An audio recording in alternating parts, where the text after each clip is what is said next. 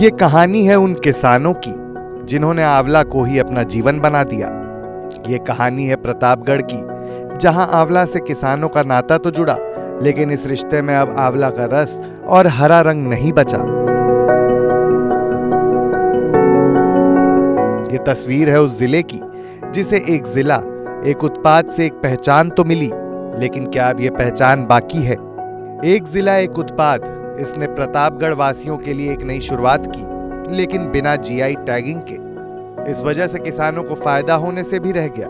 फिलहाल इस पूरे इलाके में, यानी कि जिले में 6000 हेक्टेयर पर उत्पादन होता है, लेकिन उत्पादन होता है मात्र 66,000 मीट्रिक टन। अब सवाल ये उठता है कि फसल खराब हुई तो किसानों की दिक्कत, और फसल अच्छी हुई तो भी किसानों की ही दिक्कत, क्योंकि बेचने में किसान का ही दम निकल जाता है। सरकार के इस रवैये की वजह से जनता और किसान समझ ही नहीं पा रहे हैं कि उत्पादन को बढ़ाने के लिए किया गया है या फिर उसकी स्थिति और ज्यादा खराब करने के लिए।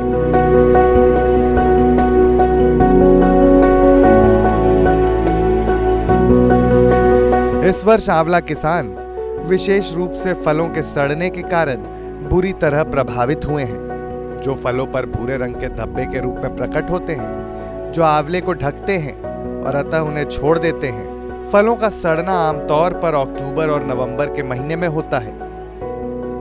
आमतौर पर जैसे ही आंवला के पेड़ फल देने लगते हैं, व्यापारी किसानों को उनके पूरे बाग की उपज के लिए कुछ अग्रिम भुगतान करते हैं और बाजारों में कटाई और बिक्री तब बागों की देखभाल भी करते हैं, जिसके बाद वे किसानों को शेष राशि का भुगतान करते हैं। राकेश बहादुर सिंह ने बताया, आंवले में इस साल डिजीज लगे बारिश के दिनों में, जिससे फलत गिर गई। मतलब जो फल आया शुरुआत में, बारिश चूंकि शुरू में होने लगी थी तो फल बढ़ने लगा, डिजीज लग गया तो फल गिर भी गया, ड्रॉपिंग ज़्यादा हो गई, तो इसलिए उत्पादन घट गया हमारे यहाँ।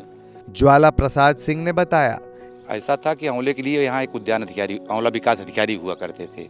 जैसे कुंडा में आम विकास अधिकारी थे, तो उनको भी सरकार ने हटा लिया। उस समय समय पे कुछ दवा का क्या करना है, छिड़काव करना है, क्या करना है, सलाह देते थे और रह नहीं गए। तो इस साल फसल लगी, सब आंवला की रोग लगा, सब आंवला रही नहीं गया। दूसरी चीज़ है कि आंवले में 2 तरीके के लिए ली जाती है सरकार की तरफ से। एक तो ज़मीन मालगुजारी ली जाती है, आंवला जो है वन उपज में आता कर दिए हैं, तो इसका टीपी हम लोग अलग से बनवाते हैं मंडी समिति से।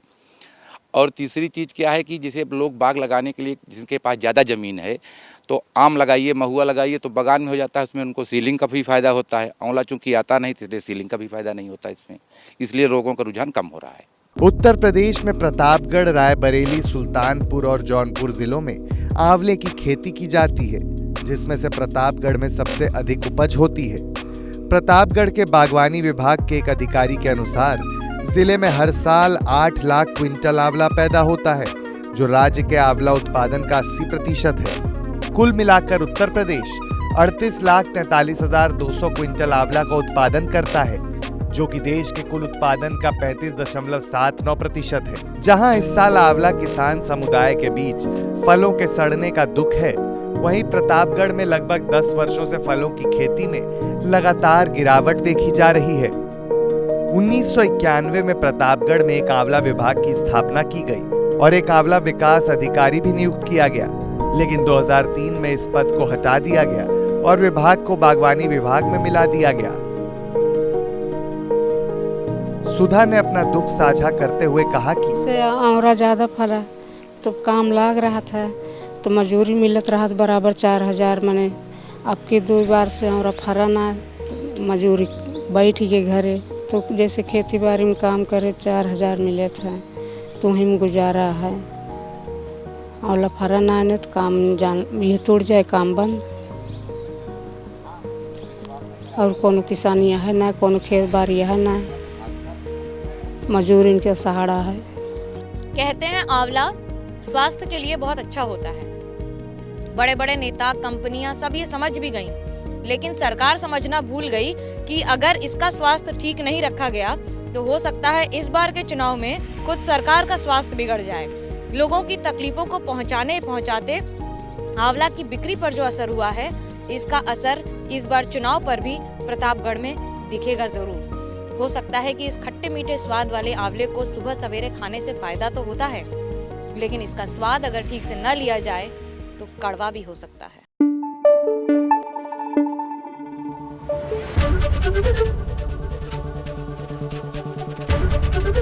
एबीपी न्यूज आपको रखे आगे।